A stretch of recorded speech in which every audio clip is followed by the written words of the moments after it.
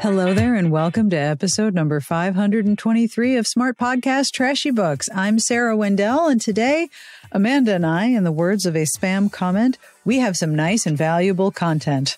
Amanda and I are catching up, and we are talking about shoes we're trying to break in, video games we want to play, and all the books we've been reading this summer. Amanda's been into science fiction mysteries. I have read a whole bunch of genres, so grab a beverage and come visit with us. We're talking about summer reading. Hello and thank you to our Patreon community. Each pledge makes sure that the show keeps going and that every episode has a transcript hand-compiled by Garlic Knitter. Hello, Garlic Knitter. Thank you so much to everyone in the Patreon community for supporting the show. If you like what we do and you would like to support the show, monthly pledges begin at $1. Have a look at patreon.com/smartbitches. This episode is brought to you in part by my favorite comfortable washable shoes, Rothy's. I have never been someone who gets obsessed with shoes. Really? Foods? Absolutely. Romance pairings? No question. Shoes? Not so much. Until I found Rothy's. They are comfortable right out of the box. They have incredible styles. They have colors that I like so much I want to own all of them. And they are, as you may have heard me say, washable. I went on vacation recently, and did I bring Rothy's? Yes. Yes, I did. I brought 2 pair. I brought Blue Points because they make every outfit look like I am dressed up. They are stylish, they are comfortable, and they weigh nothing, so it is not a big deal to pack them. I'm not alone in loving the Point either. People magazine named the Point the best flat for their first ever style awards in 2021. But the pair I wore the most were my lace-up sneakers. They stretch, they're comfortable, and they're washable. And after wearing them around volcanic dust, sand, and airports, they needed a visit with the washing machine, and they came out looking like new. I love Rothy's a lot, not only because of how they look, but because of how long they last. Step up your shoes and accessories this summer and get ready to be asked, are those Rothy's? Plus, get $20 off your first purchase at rothys.com/Sarah. That's ROTHYS.com/Sarah. This episode is brought to you by Ritual, a vegan-friendly multivitamin that's delivered to your door. Ritual is formulated with high-quality nutrients in bioavailable forms your body can actually use. Ritual contains everything my body needs all in one place. I like Ritual because they never make me feel nauseated. And I like knowing what I'm putting in my body and why. And the packaging tells me everything. You can see where each labeled ingredient comes from, down to its supplier, whether it's vitamin D from the UK or omega-3 DHA from microalgae in Canada. The transparent supply chain details where each ingredient comes from and why it's there. I like a nerdy vitamin. You won't find sugars, GMOs, major allergens, synthetic fillers, or artificial colorants. And I love how easy it is with Ritual. My multivitamins show up at my door every month, free shipping, always. I can start, snooze, or cancel my subscription at any time. I don't have to think about refills or buying more. They just show up right when I need them. These are supplements you can trust taking. Ritual is offering my listeners 10% off your first 3 months when you visit ritual.com/Sarah to start your ritual today. All right, let's get started on all of the things we're catching up on, but especially all the books we've been reading on vacation this summer. On with the podcast with me and Amanda. I have to tell you that I have a rule. I have a lot of rules, you know this, but I have a rule that I only check on Twitter twice a day, mostly for my mental health. Now, if some shit is going down, then I might look at it a couple more times. Oh, for sure. Because love it's mess. Right. Like, oh, there is a drama. But John Maher's live tweeting of the DOJ, the Department of Justice versus Penguin Random House. Every day I look at like the previous day's recount of this trial and I'm like, wow, this is so wild. And I cannot imagine what this is like for people who work inside publishing to watch executives testify who like, we don't know how a book becomes a bestseller. It just happens like magic. So I just wanted to begin by thanking you for all of that magic that you have apparently created as a book reviewer and a bookseller and a bookstore person and an events coordinator. Clearly, you're shooting unicorns out your butt here, right? Just unicorns are just flying out your butthole. Making books bestsellers with magic. I wish that were the case. Just magical wishiness. It's all random. That's why we're Random House. If I had magical, like, unicorn butthole magic, I would not. There's the title of this episode: Amanda and Sarah, Unicorn Butthole Magic. I would not be wasting it on making people's books a bestseller. Sorry. If I had magical butthole, unicorn butthole bestseller magic, I would make different books bestsellers than the books that sometimes are. But I do like a whole, like, Men in Black. You forget you saw this book even exists. It's from your memory. That's one of the weirdest things about book selling and book production. The amount of moral pressure. You should read this book. You should like this book. You should do this job for a very low wage because it is your passion. I have just unilaterally decided to excoriate should from my motivations in life. I feel like businesses might want to dial back on the moral should of reading books. Don't get me started on my, like, opinions about classics. I think classics are overrated. I think they're boring. And I think you shouldn't waste your time. Life is too short to read books that people think you should read. Yeah. Like, who cares? I don't. Oh, yeah. I mean, if you're genuinely interested and that's what you want to read, sure, have at it. But, like, the whole literary canon bullshit, like, you are a superior person because you have read these superior books. I can see that. To Sarah, like, that's how I feel about it. It's just, like, so much self-importance, and I think it's unnecessary. It's also super racist. Oh, hella sure. racist. Linus, is he leaving or entering? Yeah. Okay, leaving. So you can't see this, but we record over Zoom, and over Amanda's shoulder, the door just very slowly opened, and I was like, cat or ghost? I mean, well, I think I've mentioned it to you. The minute I start talking, whether it's on a podcast or Discord, he has to leave. He leaves. He's like, I don't want to listen to you yammer on. Well, I'm getting yelled at by Wilbur, so that'll eventually be on the mic. He does not. Wilbur is so, like, he just has a very chill disposition.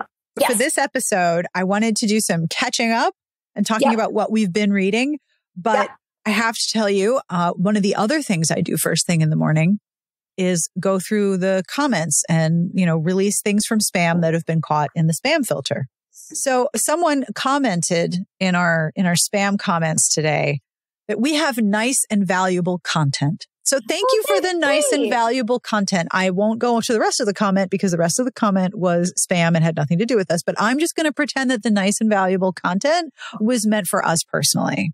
Okay. So go us, nice and valuable content. So I have two things to tell you. Also a good podcast title. Yes, nice and valuable content. That's a whole show. Nice and valuable content, a podcast. Because you know what we need more of? Nice and valuable content. And podcasts. There's so many podcasts. We need more.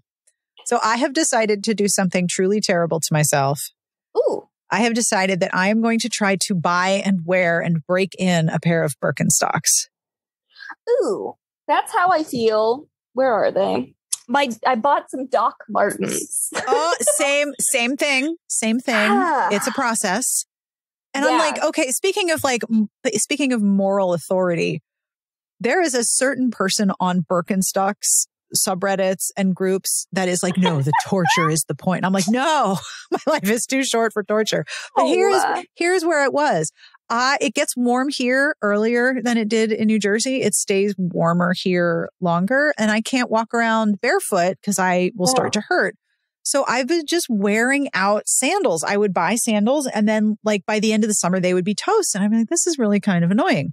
The thing about Birkenstocks is you buy them and allegedly they last forever, but you have to go through the torture first. So I bought a pair and I have flat feet.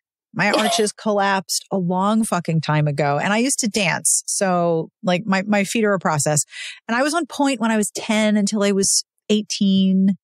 So like my feet have been through it. I have to say, this is not fun. the breaking in process, they're supposed to like warm up and mold to your feet. And one is fine. And the other is like, what is this? This is terrible. Let's have some blisters, more blisters. How about a straight line of blisters? How about a whole strip? And I'm like, this is terrible. What am I doing wrong? And the only answer I found is keep going. It will be worth it. And I'm like, okay. My sandals? I know you've already purchased your Birkenstocks. Yes, they're actually on my feet right now, and I'm wearing socks and Band-Aids because I am Team Chacos. Oh, I like those. What's the sole look like? How good is the sole? Is it smooth or is it grippy? No, the bottom of the shoe. The bottom. That's not too bad. No. So my brother is Team Chaco. He has they're kind of like Tevas where they've got like the colorful straps and stuff like that. Or you can get the more fashionable like leather version like I had. Right. No break-in process. So comfy. I wear these to the bookstore. The like other ones, the like hiking sandals have like a lifetime warranty. Oh. My brother's already gotten like his replaced. Like Team Chacos. Good to know. I will consider this option. I'm still wedded to the break-in process. I've given myself to the end of the month before I go seek real help. I've committed to new shoes. My docs are no closer. I feel like I've tried the like wearing several socks to stretch out the leather, and it's still so tight. Ooh. So I got them thrifted, so they weren't full price. But I love that. Yeah, I love that. That's one. I could not buy used Birkenstocks because that's someone else's footprint, literally in the shoe, and I cannot. Now, before I recap, what did you read on the beach? I also want to tell you, I am trying a new recipe tonight.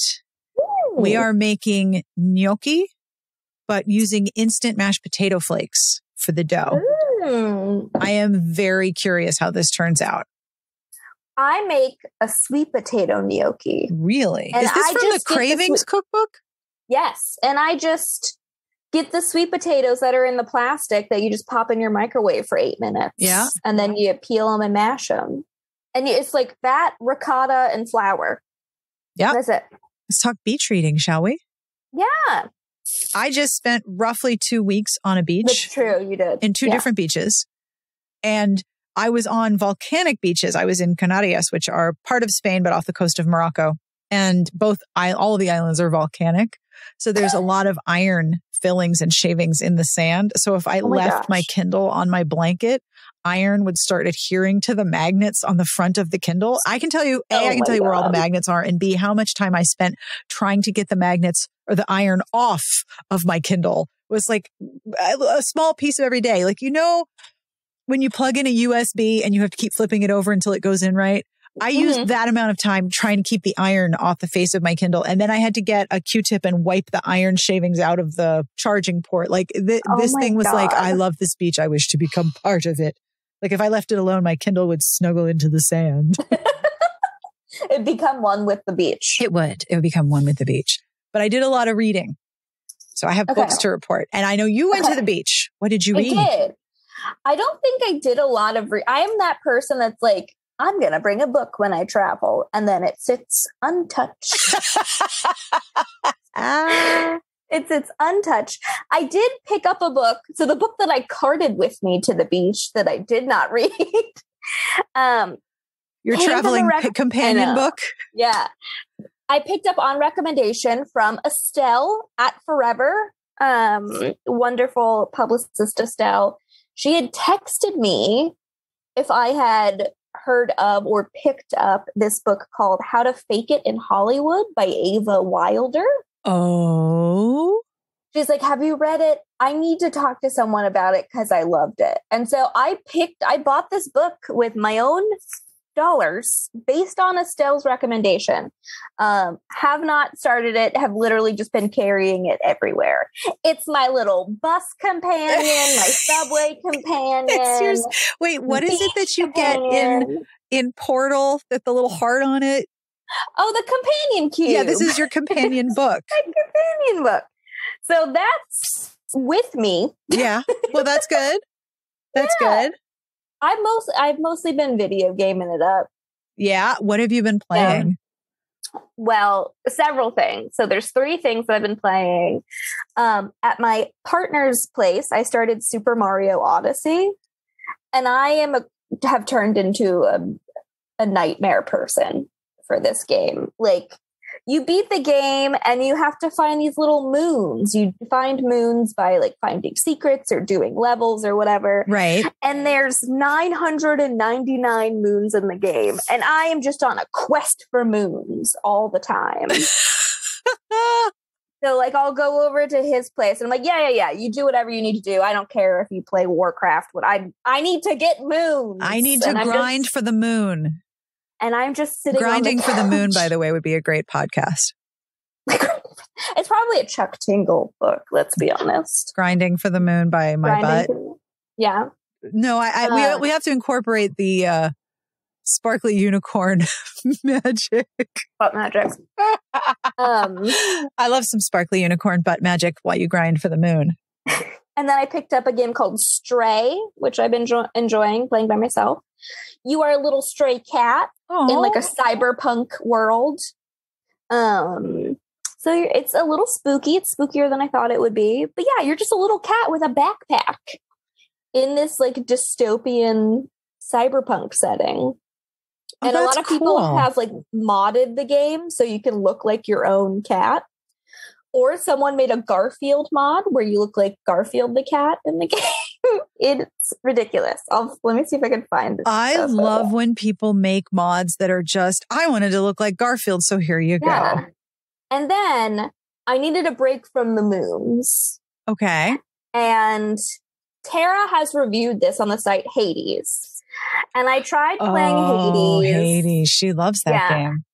I tried playing Hades a couple months ago at Brian's apartment, and I was having one of the worst allergy attacks of my life. So I was you weren't allergic to it, but you were just miserable. Yeah, I was miserable. I wasn't doing very well. And I'm like, this game is stupid. I'm never going to play it. And I'm like, you know what? Maybe I should give it another chance now that I have all of my faculties. I get it. I get it now. I get why Tara loves it.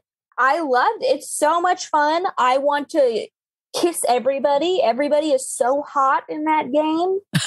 Everyone is so hot. Everyone is so attractive in that game. And I like the kind of replayability. Like, we'll link to Tara's review, which is pretty spot on about why it's so enjoyable.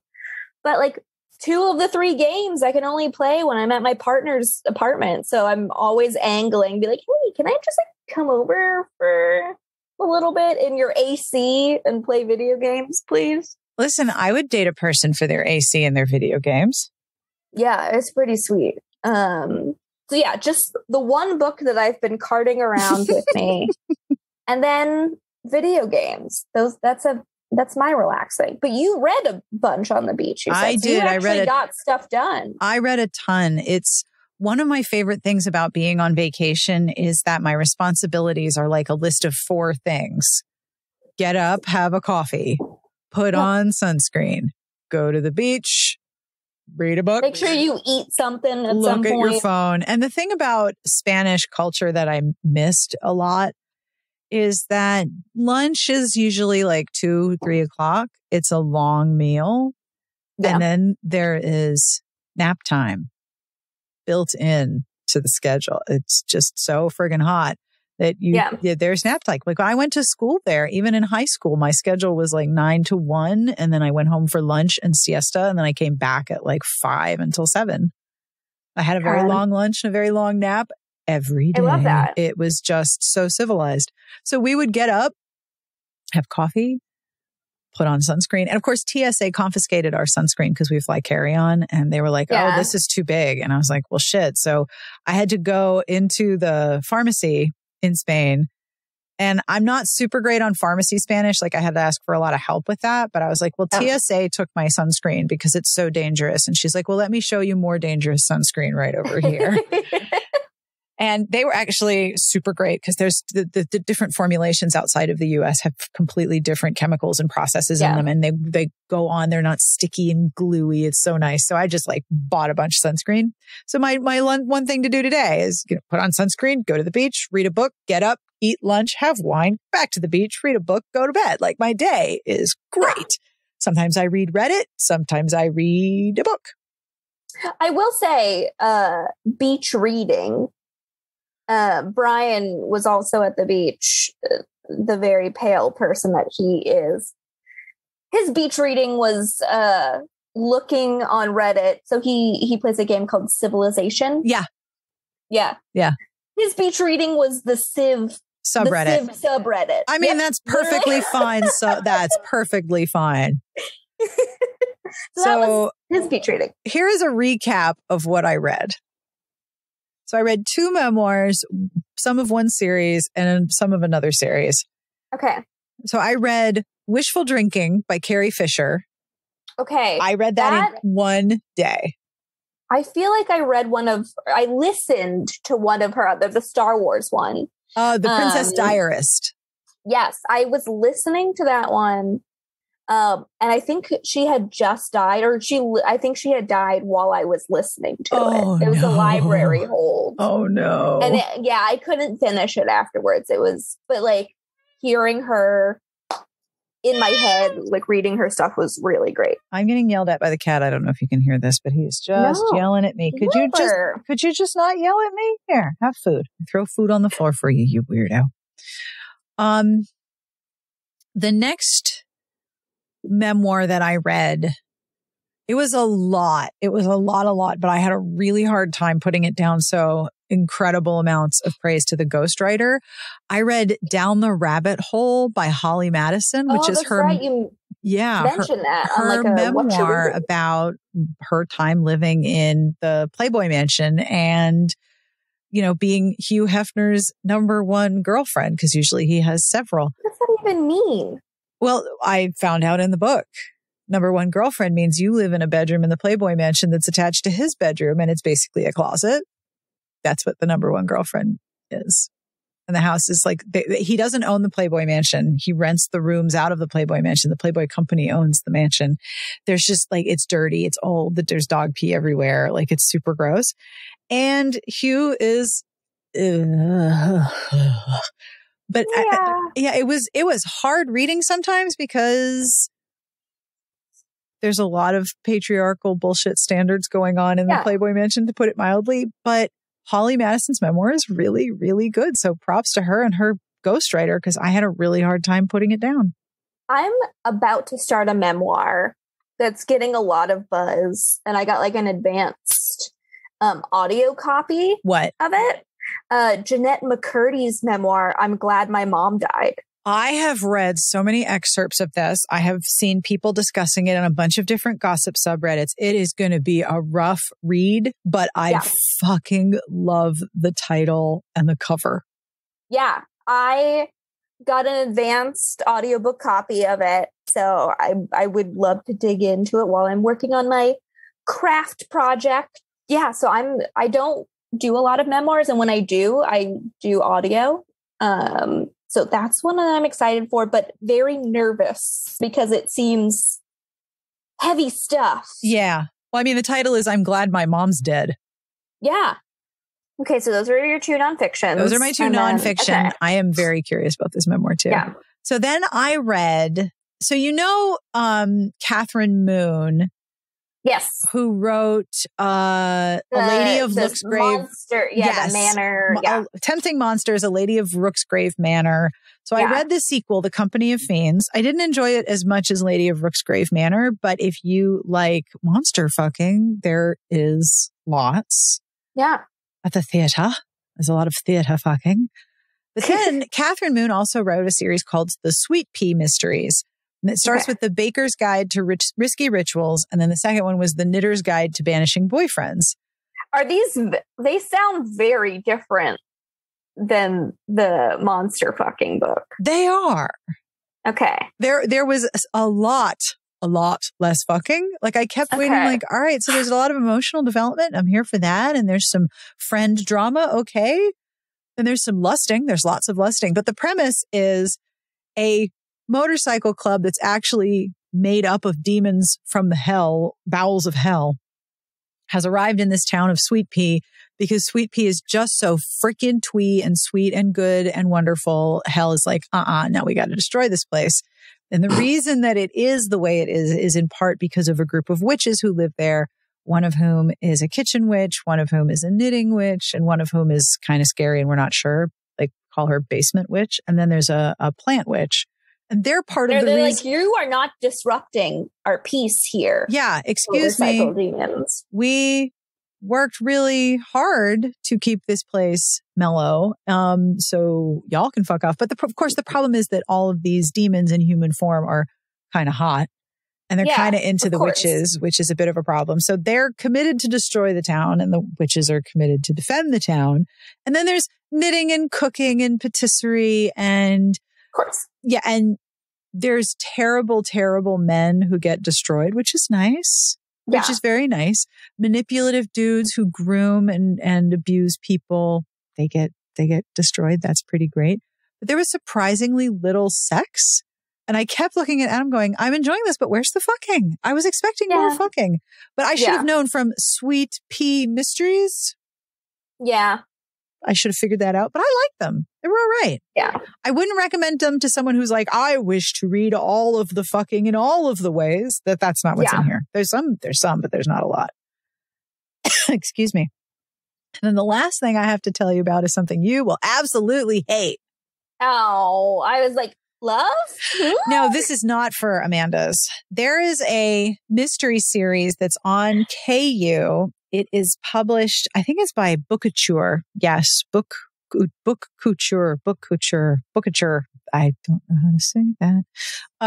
It's a cozy mystery series in a small town with a heroine who writes obituaries. So, of course, she has to get all up in the dead people's business. And, of course, it's one of those small towns in England where everyone dies like every other week. Someone is murdered, but no one finds this alarming.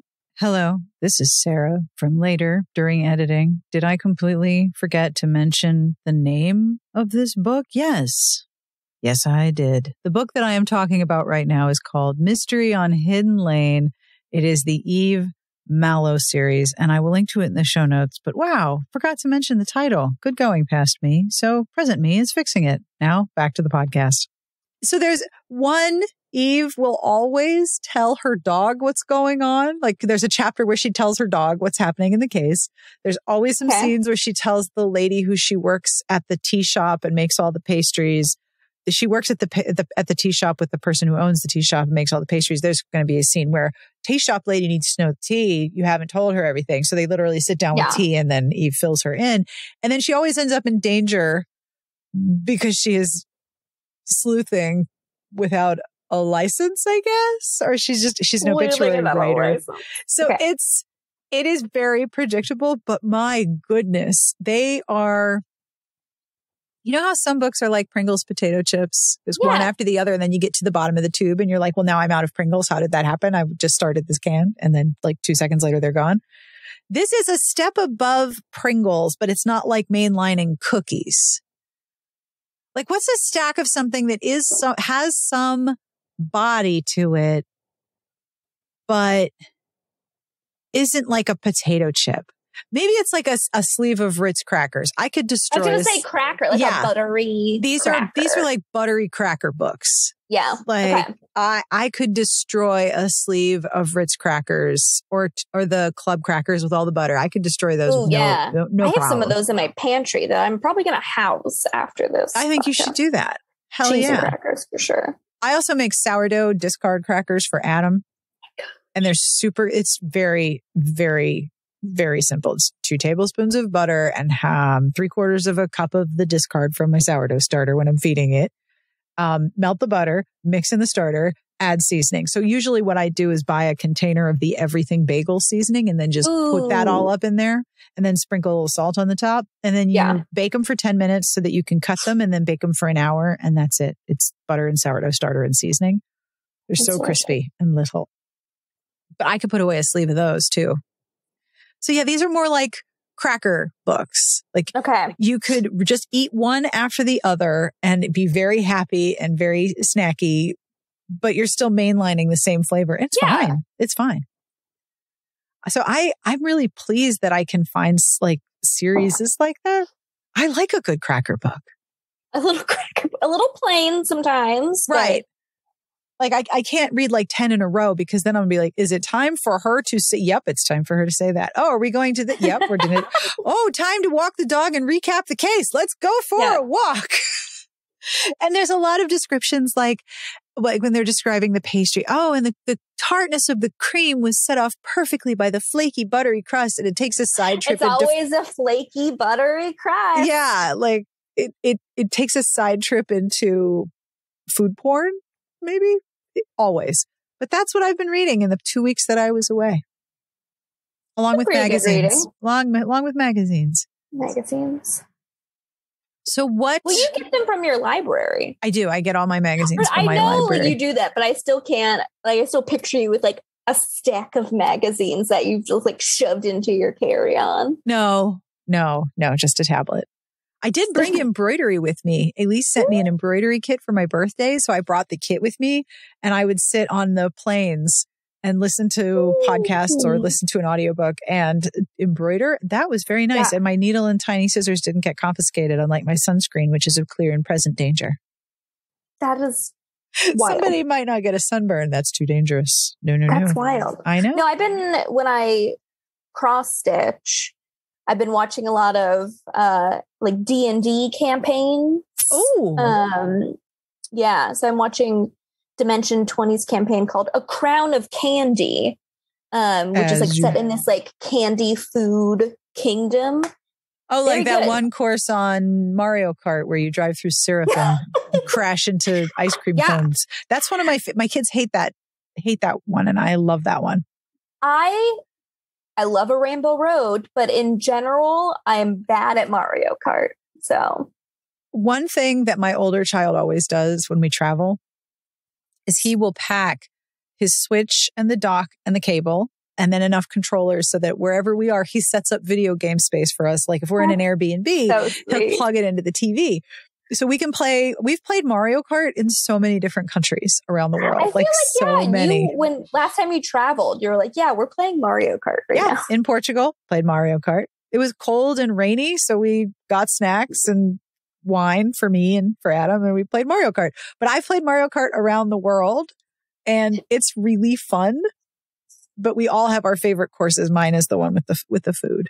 It's like, where is Sarah Mario Karting? Yeah. Where in the world is Sarah Mario Karting? Where in the world have we played Mario Kart? Do you have like your specific characters? Do you all pick the same? Sometimes we all pick different colors of the same character. Like there's different Yoshis, so we're all a different color Yoshi. And then invariably, I will think I'm controlling a character that I am not controlling, and my actual car is in the wall, like spinning. I have done that for sure. Yeah. Like, I'm looking at your box. Sorry. Not even looking at my own screen. And then my older child prefers, who does he prefer? I think he prefers Metal Mario or Bowser, but he like researched the best car character weight combos. Of course. And Adam almost always goes for Yoshi. That tracks. Yeah. I feel it. It tracks. Yeah. So what is next on your reading list in addition to the book you're carrying around with you? Yeah, my book companion. Your book companion cube. The memoir. I've mentioned this on the site. I'm very excited about, was it Station Eternity? It's like the sci-fi cozy mystery. Yes. Mid-solar murders. Yeah. So that one is... Let's just take a minute. Mid-solar murders. Yeah. Somebody had a great idea, and I love this. Mid-solar murders? I think I might wait for it not to be 90 degrees here before I start reading that, because it seems like a cozy read, and I want to be cozy when I read it. And it's hard to do that when it's 96 and you live in an apartment with no central AC. So I understand completely. Yes, I get it. Yeah. And then there's this book that like I haven't bought yet, but I keep eyeing and I want to buy it. It's called Drunk on All Your Strange New Words by Eddie Robson.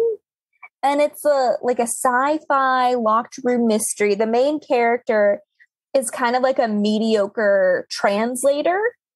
And she's working as a translator for this like alien race, like a diplomat from an alien race. Whoa. And the act of translating their words like gets her like drunk.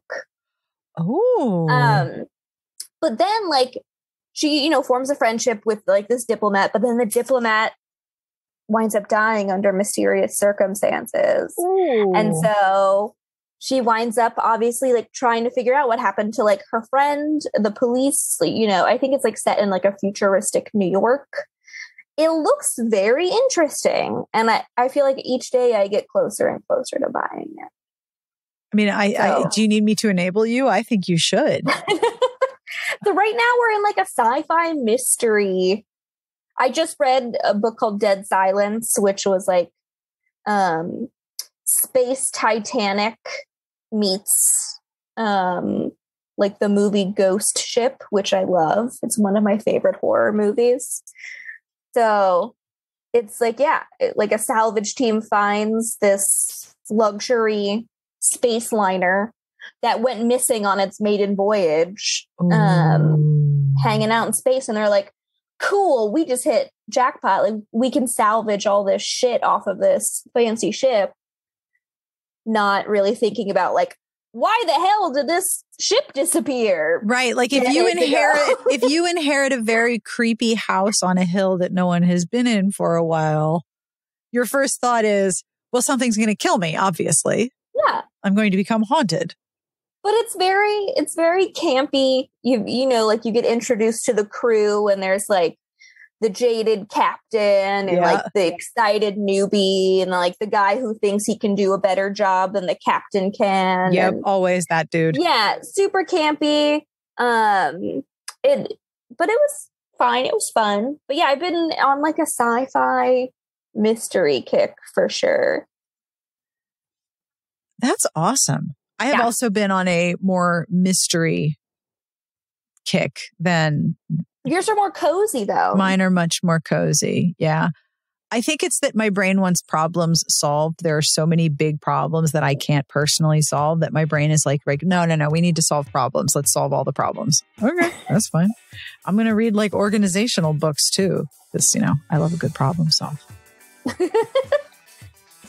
And that brings us to the end of this week's episode. Do not worry. I will have links to all of the books and the video games that we talked about and the D&D channel that Amanda is watching and the mod of picks. If you want to play Stray and look like Garfield, we've got you. I've got all the links. Do not worry at smartbitches.trashybooks.com/podcast.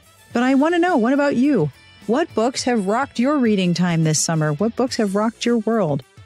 And am I doomed to be in agony for eternity while breaking in Birkenstocks? Is that what's happening here? Do you have a preferred Mario Kart course? I want to hear from you. I just want to hear all your thoughts. sbjpodcast@gmail.com or Sarah with an H at smartbitchestrashybooks.com. Whatever is easier for you to remember when you're done doing the things that you're doing right now. I would love to hear from you. As always, I have bad jokes because that is the best part of the show, right? I mean, obviously. This joke is from Allison. Allison sent me jokes. Allison, you're fabulous. Are you ready for Allison's joke? Because it's wonderful. What is orange and sounds like a parrot? What's orange and sounds like a parrot? A carrot. It's so silly. I love it. Thank you, Allison. You know, you can always send me jokes and it makes my entire week, right? I love it when you do that. So thank you for all of the jokes you send in. On behalf of everyone here, we wish you the very best of reading. Have a wonderful weekend, and we will see you back here next week. Smart Podcast Trashy Books is part of the Frolic Podcasting Network. You can find outstanding shows to subscribe to at frolic.media/podcasts. Carrot.